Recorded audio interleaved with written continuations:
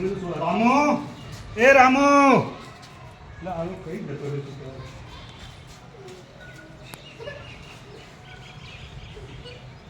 દેખાતો જ નહીં मुंबई से आया दोस्त को सलाम करो रात को खाओ पियो दिन को आराम करो એ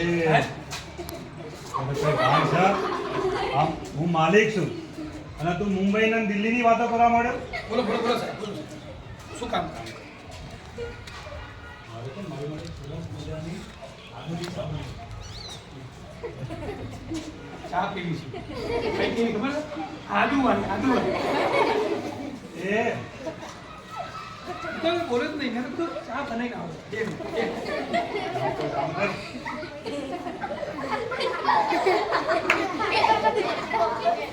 અમારા રામુ છે ને તો દોડો આવ્યો છે.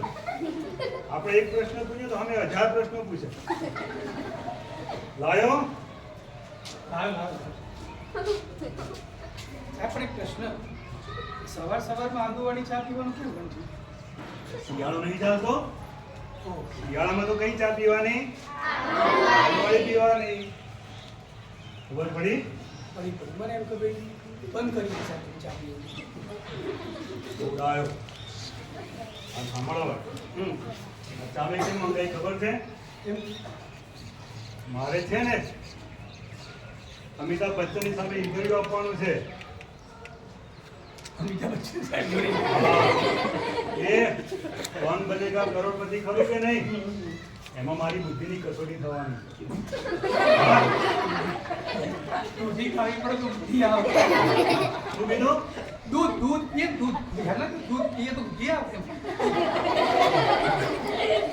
તને મારી બુદ્ધિવાળો નહીં લાગતો? ના સાહેબ હોતું હશે તમારે જે બુદ્ધિ તો આપણા બધામાં કોઈ જ નથી સૌથી વધારે બુદ્ધિશાળી હા સાંભળ, મારા કરતો જો તું બહુ બુદ્ધિવાળો હોય ને તો મારી સીધું પર તું બેસી જા. હું તને પ્રશ્ન પૂછું એટલે મારું આવતીકાલની તૈયારી થઈ જાય.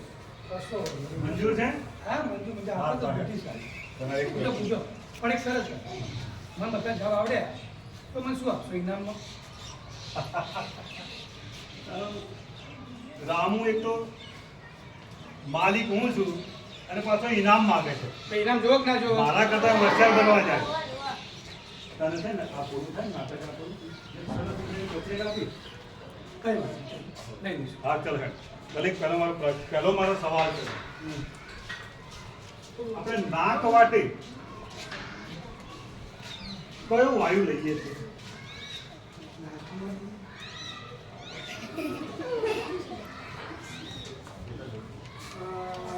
ઓક્સિજન સરસ, સાચી વાત.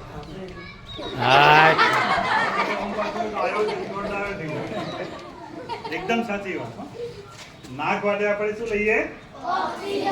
ઓક્સિજન. હા, ગુજરાતીમાં શું કહેવાય? ગુજરાતીમાં એ ના લઈએ ને થોડા પ્રાણ અટકી જાય એટલે પ્રાણવાયુ કહેવાય ગુજરાતીમાં બેટા આવડત હોય. અંગ્રેજીમાં ઓક્સિજન અને ગુજરાતીમાં પ્રાણવાયુ પ્રાણવાયુ. ઓકે, સરસ, સાચી વાત, ખૂબ સરસ. ચાલ હેડ તું તને બીજો પ્રશ્ન પૂછો. આપણે નાક વાટે કયું વાયુ બહાર કાઢીએ? આ તો બહુ સહેલો પ્રશ્ન છે લેવામાં ઓક્સિજન બહાર કાઢવામાં કાર્બન ડાયોક્સાઇડ તો એકદમ સાચું. કાર્બન ડાયોક્સાઇડ ગુજરાતીમાં શું કહેવાય ખબર છે? પાછા કે મને બધું આવડે.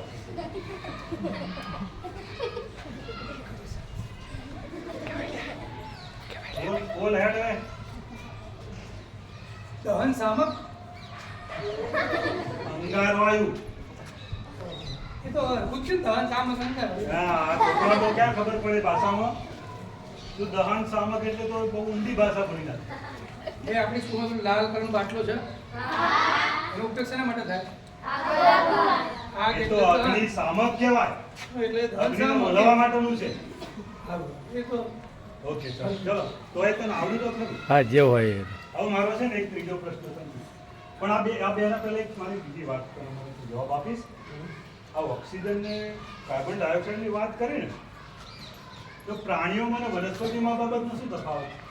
એ તો અમે ચક્કા થતા ને એવું? આપણે ભાઈ શ્વાસમાં કયો વાયુ લઈએ બહાર કયો વાયુ કાઢીએ વનસ્પતિઓ કયું વાયુ લે? બહાર કયું વાયુ બહાર કાઢે? જોયું? સાચી વાત. ના ગણિતમાં પાછું ભૂલી જાય છે, ગણિતમાં પાછું આવી જાય એટલે પાછું આવડે છે. એટલે પીછે જોયું ગજની? એની અસર નથી. સારું સારું ચાલો 3 પ્રશ્નો તો એના આવડ્યા બરાબર. હવે ચોથો પ્રશ્ન મારો. આપણે ઘરે ગેસનો બાટલો વાપરીએ છીએ ને રાંધવા માટે, એમાં કયો વાયુ હોય છે કે એ શું બોલે? LPG વાયુ લિક્વિડ ABCD તું આ છોકરાને શીખવાડવા મળ્યો. હું યાદ કરું કે A B C D LPG Okay. LPG LPG. G okay એને શું કહેવાય ગુજરાતીમાં? એમાં છોકરો બોલો L એટલે એનું ફૂલ ફોર્મ બોલ. liquefied petroleum gas કેટલી બોલો liquefied petroleum gas સરસ સરસ સાચી વાત. સારું સારું સારું. હવે બીજો એક પ્રશ્ન.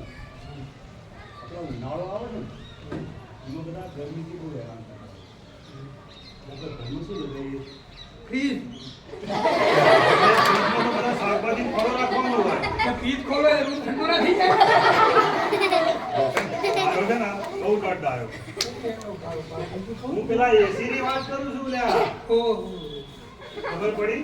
હા તો ચાલ આ ફ્રીજમાં વપરાય છે અને એસી માં વપરાય છે. એ બંને વાયુનું નામ બોલો. જો ફરી પાછું એબીસીડી ચાલુ કર્યું. ખાલી નામ બોલું A for apple and B for A B C D F C C F C C F C C F C અને બીજું તો એનું આખું નામ આવડે છે તને ક્યાં? આખું હતું. હા તો કાઢ. છોકરાઓને તો બધા કહેવું જ પડે ને બિચારા.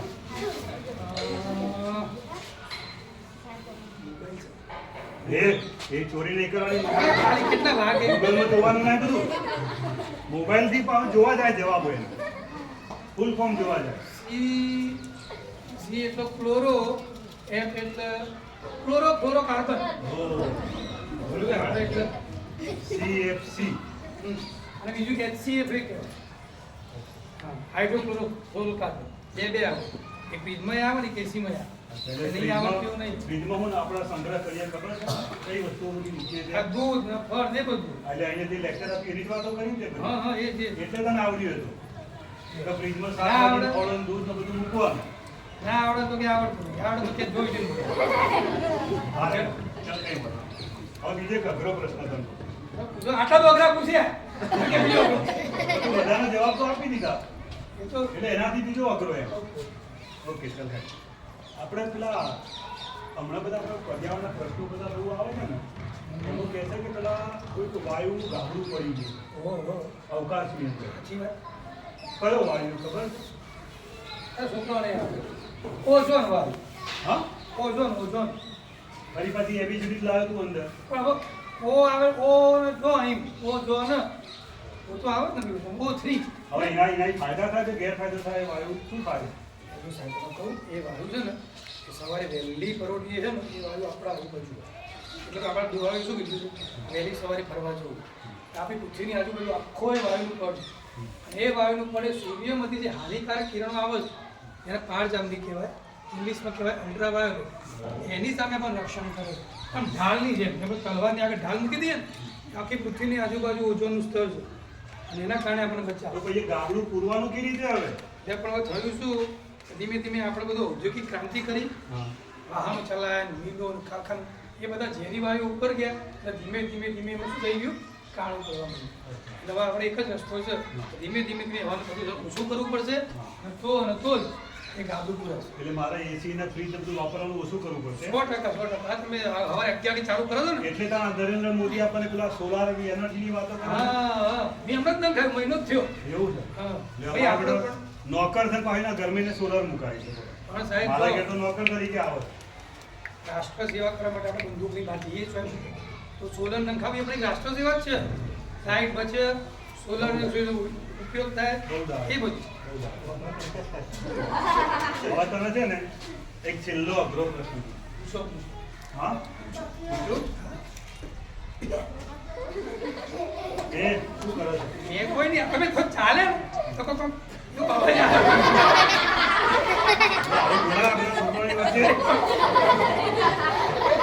તો કુદરતી પ્રક્રિયા છે. આ કહે છે હું પાડું. અવાજ આવે ને તો આવે ખેતી જાવ છો પ્રમાણે આવ્યો ને કેવો અવાજ આવે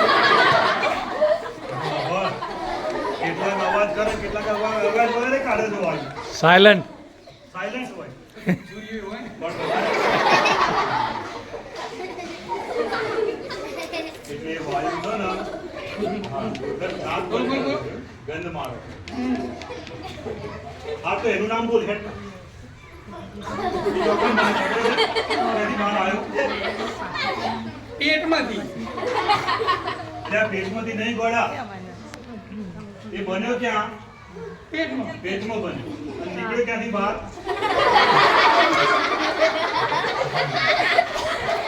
ડબલ ટ્રેન જાય છે ને.